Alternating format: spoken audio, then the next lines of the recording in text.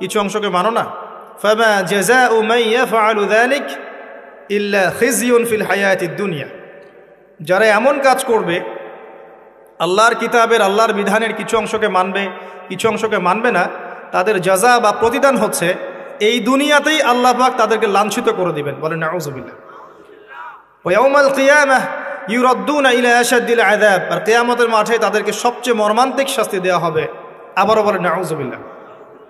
বাস্তবতা দেখেন, 90% মুসলিমের কান্ট্রি বলি আমরা, নিজে আপনি দেখবেন 90% মানুষ নামাজ পড়ে না।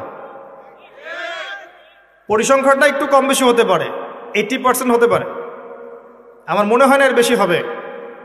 চিত্র দেখার জন্যে মসজিদে গেলেই যথেষ্ট। একটা এলাকার জনসংখ্যার পরিসংখ্যান করা যায় না আদমশুমারিতে?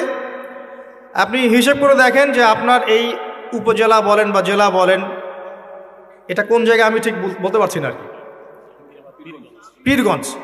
পীরগঞ্জ, জাহাঙ্গীরাবাদ, এই জায়গায় নিশ্চয়ই মানুষের সংখ্যা আছে, গভর্নমেন্টের কাছে আছে না?